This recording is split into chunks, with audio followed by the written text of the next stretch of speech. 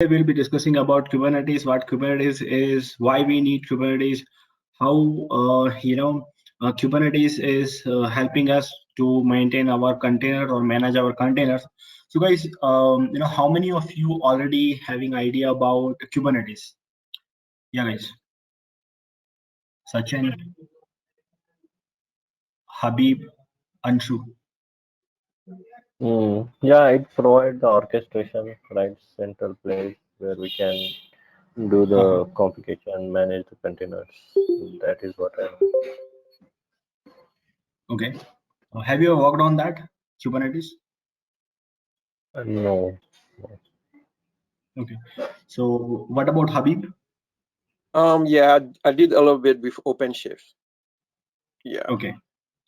Yeah. Okay. So what about Anshu? This is my first class of the Kubernetes. Even I have not gone through the Docker by the DevOps, but I mean from this class. But I have been gone through by myself, so I have a little bit idea about that. Okay. What about Baba? Hello. I did Kubernetes training, say about 5 years ago. Well, I've never had time to work on it, so I don't think I remember anything at all. Okay, that will be refreshed for you for today's session. Okay. Okay, guys. So, okay, guys, let's start with now. You know that in our Docker container, how we used to create container. First of all, we used to have one server. In this server, what is required to create Docker containers? I'm just writing some host name to this one server and 192 IP address I'm assigning to this the private IP address. And to create containers in this server, what all things are required? First of all, we need to have Docker installed on it, right? And Docker should be installed here, Docker engine. And how we used to create containers? Simply, like this, we can create as many as container that we want. We can create. It totally depends on your, host machine. If your host machine is having a good RAM and CPU and all, you can create that much of containers as per resource requirement, right? But can we achieve highly availability by using, this containerized environment that we seen previously in Docker sessions? Yeah, guys. What it does mean by highly availability? Any clue on that, guys? Highly availability, what exactly it is? Anybody? And you can say wrong thing as well. We are learning here. I will be correcting those things. Yeah, guys. Yeah, if one container is down, then second container should be spin up on Correct. account of that failed one. Correct. Yep. Anybody else wants to say something about it? Yeah, guys. No.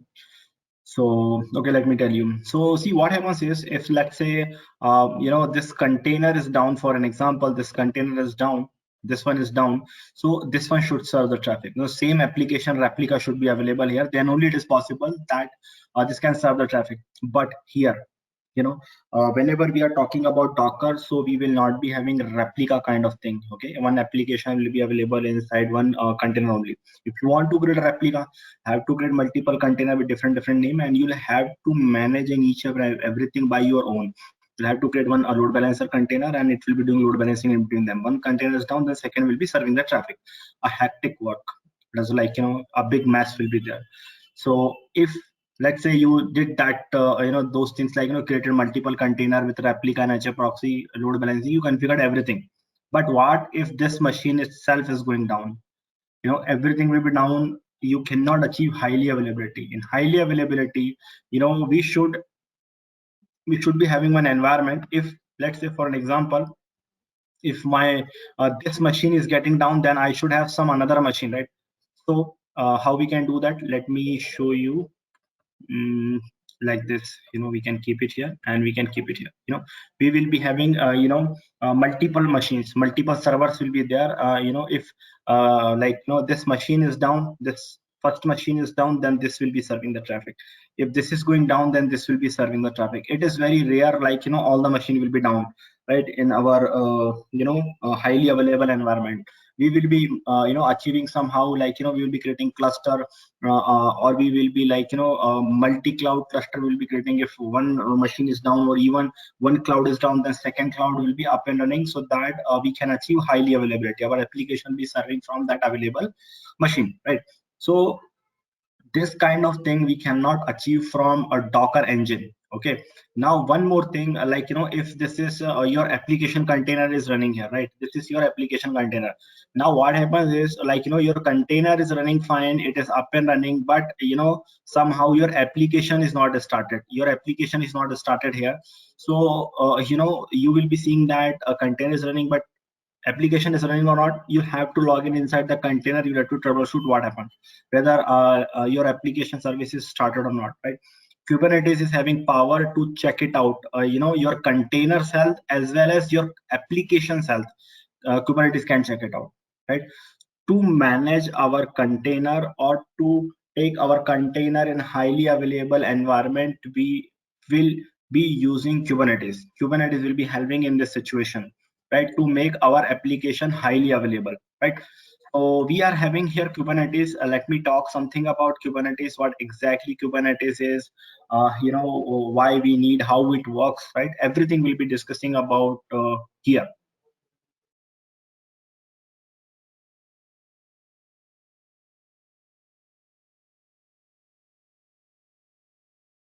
Guys, so some prerequisites is required for us here, like to learn Kubernetes. We can see that here, we should have idea about Docker, what exactly Docker is, how to deal with Docker. It is very important. After that, we should be having some idea about YAML file, because in Kubernetes, whenever you want to create any deployment or any pod, you have to write YAML file again and again. If you don't know YAML file, I will be introducing it, or how to use it, right? It is very good to know if you are having idea about VirtualBox to set up the lab. I will not be setting up today's lab in VirtualBox, but I will be setting up today's lab in AWS. Okay, using kops. Kubernetes operation is a small tool that will be creating Kubernetes cluster in my AWS account, right? And it is really very helpful if you guys are having Linux administration idea about Linux administration. That will help you a lot to troubleshoot, to installation, to configuration things. That is very helpful, right? Now we are going for some overview. What does Kubernetes mean? Okay, Kubernetes is a word that came from Greek, this is a word that Greek people are using for a pilot or helmsman of a ship. So Kubernetes is like that only. We will be having multiple container, it will be managing, it will be orchestrating them. So this is all about its meaning. Now what exactly Kubernetes is, guys? Kubernetes is container management, or we can say that container orchestration tool, which will be automating your deployment, and it will be helping you to scale up and scale down your containers. Basically, guys, Kubernetes is written in Go language. It is open source, it is a free software. That is the reason it is having huge community. Basically, Kubernetes, how we got Kubernetes. Basically, Google is having its two internal project called Borg and Omega running internally. So they released smaller version of Borg and Omega, and they released with the name of Kubernetes. And basically Kubernetes is written in Go language, and they donated this Kubernetes to CNCF. What is this CNCF now?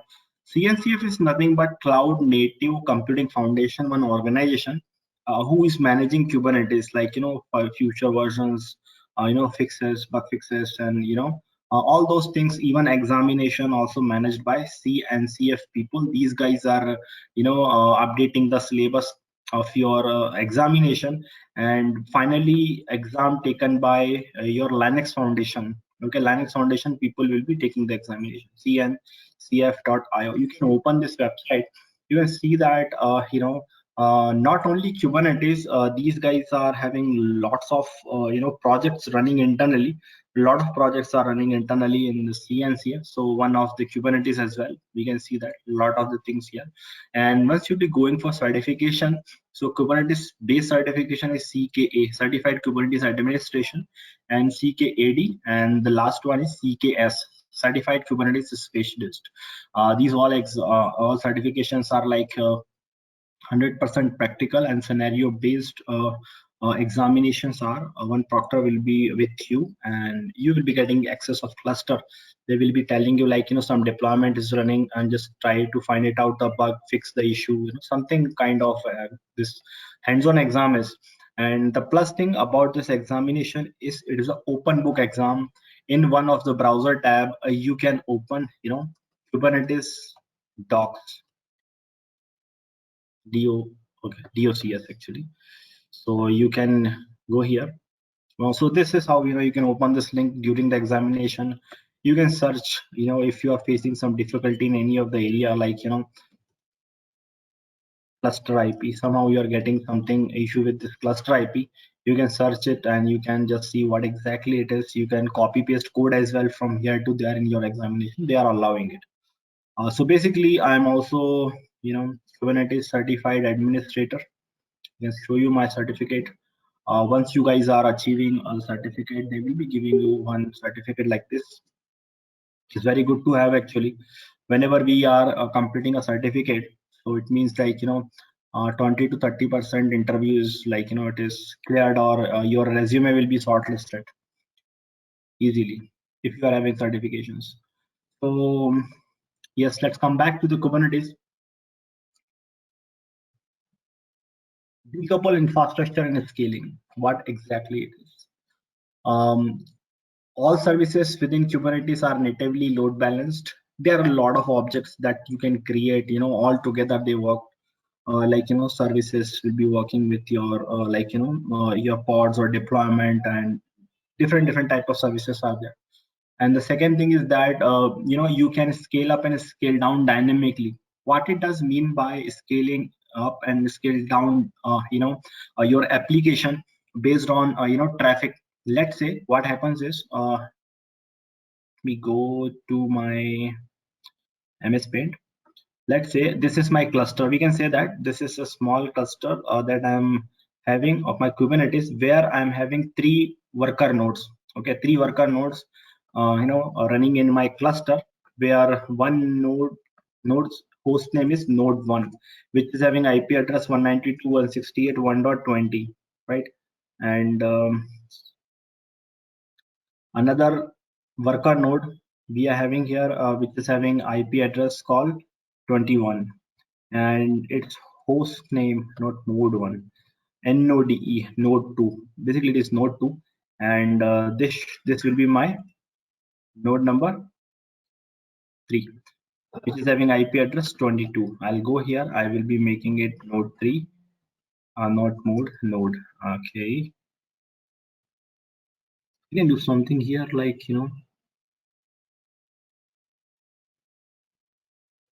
that's good. This is my node 1, this is my node 2, this is my node 3. So what happens is here, in Kubernetes, let's say you created one application with 3, it's a 3 replica running within the cluster. Each replica of your application is running in all the nodes, right? Each of the node is having one of replica running in within your node, right? So what happens here is like all nodes are up and running. Each and every node are running properly, and these containers were running fine. Your application is fine. This is also fine. Now what happens is we can assume that this is our online shopping website or shopping application. So in weekends or holidays or festive seasons, what happened is like we will be started getting more traffic on our application. So meanwhile, what happened is like these 3 replicas of your this replica of your application is not able to serve the traffic. So what will happen here is Kubernetes is having one feature called auto scaling. Getting guys? Auto. So Anish, let me just one question. So node, you mean you are referring to EC2 machine, right? Correct. EC2 machines, a virtual machine. Okay.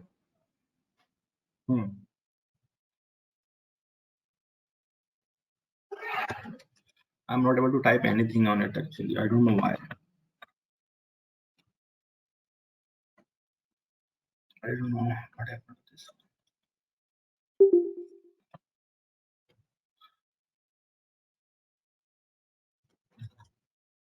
Can't type anything here. What is that? Give me a second. Yes. Yes. In Kubernetes, we are having one feature of auto scaling. So guys, what happens is in Kubernetes, if you configured, auto scaling is something that cannot be come into the picture automatically. You have to create HPA, horizontal pod auto scaler. Based on that HPA, auto scaling will work. Now, what exactly it is? Let's say you created one application, you deployed one application in your cluster with 3 replicas, where you are defining like, minimum number of replicas should be 3, right? And now another thing is that here you'll have to define, maximum number of replica. How much maximum, how many, maximum replica should be created through autoscaler, that you'll have to define here, like, 20, 30, 40, even in 100, you'll have to define maximum number of, replica that should be created if, I'm writing 30, if CPU percentage is reaching to, CPU percentage reaching to 70%. I think this is what you'll have to define. If CPU threshold is reaching to 70%, then only your HPA, your autoscaler will have to create more replicas on your cluster. Let's say 3 replicas are running, and one CPU percentage. Okay, I'm just theoretically talking about this thing. If you guys are not getting, or if you are having any question queries, so you can ask me. And I hope whatever I'm teaching to you, you guys are getting it, right? Yes, guys, can you please give me a quick confirmation? Yes. Yes. Okay. If you guys are thinking like, I'm running a bit fast and you are not getting to things, so you will have to tell me immediately, right? Don't let it go kind of thing. Don't do that. Okay. So now here, guys, 70%. Okay. Here I'm defining if my CPU percent is reaching to 70%, then only start, more replicas. So what happens is it will not be creating immediately another 27 replicas of your application in cluster. It is not like that. 3 replicas was not running, and this 70%, it is not it is not like your node's CPU. It is like overall average CPU percent of all 3 nodes. Okay, it is having an internal algorithm. Based on that, it will be calculating CPU usage of these particular pods. If your application is reaching to this much of threshold, then it will be creating new replica. And how it will be creating new replica in your cluster? It is not like 27 replica will be created immediately. No, first of all, it will create 3 replica more on your cluster. Means this time we'll be having 6 replica. If 6 replicas are able to serve the traffic, that's fine. Again, it is reaching to 70% of the CPU threshold. It will create 3 more like that. And whenever it will be feeling like, okay, these many replicas are able to serve the traffic, that's fine. If 15 replica, or let's say for an example 20 replica are able to serve the traffic, it will not be creating much replica. 21th replica will not be created if 20 replicas are satisfying all the requests. So it will not be creating 21, right? If again CPU threshold is reaching to 70% again, so maximum number of replica will be created 30. Okay, if the thing is that if 30 replica is created and still CPU percentage is reaching to 70 and it is trying to cross or it is trying to reach 100% of the CPU usage, at that time your application will be crashed. Nothing will be happening. No 31st replica will not be created at the time on your system. Application will be crashed. So we'll have to do some analysis before creating this auto scaling on all. Now, once, let's say for an example, 30 replica has been created. Now, from last 1 hour, your CPU usage is running 10%, 5%, like that, very low it is running. So what Kubernetes will be doing is it will be removing extra created replicas of your application in Kubernetes cluster. It will be started removing it, and it will be trying to manage minimum should be 3 running in your cluster. Getting it? Minimum 3 application replica should be available in your cluster if it is required. So again, it will be checking CPU usage. If this condition is getting true, it is reaching to this threshold, then again it will be started creating new replicas of your application in your cluster. Clear, guys? Yes, no, nothing? Yes. Okay. Yes, clear. So this is what auto scale and dynamically scale down things, right? And used both to enable self-healing and seamless upgrading and rollback. Okay. Now the thing is that this 3 replica minimum, it was running fine. Okay. Here somehow because of some some event, or this node is down, or this node got failed, something happened to this node, or something happened to this this replica of your application called pod. If it is getting deleted, so Kubernetes will be managing, or it will be making sure that this container should be up and running properly. You can check, in short, containers health. Okay, you can check your containers health, like whether it is running properly or not. If your container is not running properly, it is having some issue, so Kubernetes will be recreating this container automatically. This container will be recreated. And not only the container, if you are having some application inside your container, that's fine. Container health is perfect, there is no problem with container. But the thing is that my application is not running. This application is not running. Something is happened to this application, whether its service is not started, for example, Apache is not started, it is running slow, something is happening with your application. So Kubernetes can check your application's health as well. Okay, both the things Kubernetes is having power to check, container and its application, whatever running inside container, can check the health. If your application, your container is running fine, application is not running, then Kubernetes will be restarting the container or recreating the container for you to make sure that application should be up and running. Okay, health checks, we can perform it. And seamless upgrading and rollback. Let's say we are happy, our team is happy, or everybody in our team, people were enjoying, and meanwhile what happened, guys, is our company has decided to release another version of application called version 2.0 something. 1.0 is running, and company and our team is planning to release a new feature or new application version in our cluster. So without having downtime, Kubernetes says that you can update it. You will be having complete history of each and every deployment that is running in your cluster. First of all, right, if anything goes wrong during the updation or after updation, you are thinking this feature is not working properly, I want to do rollback. Kubernetes gives you facility that will be helping you to roll back, okay, with previous state of your application very easily, right? This is what, not this one, another slide. Self-healing, this is what I just told you, right? If you are defining minimum three instance of your application should be up and running. So what will happen here is, let's say somehow this machine is going down, or some of your colleague is logging in the system, and your colleague by mistakenly he deleted this pod. So what will happen is Kubernetes will be recreating this pod. In some situations, if this pod got deleted in the same machine, this pod will be created here. Getting it? If this machine is down somehow, so this pod will be created on any another available machine. It will be created here. So this is how it works. Getting it? So what is the next thing? But this replica will cost, right? Why replica will cost?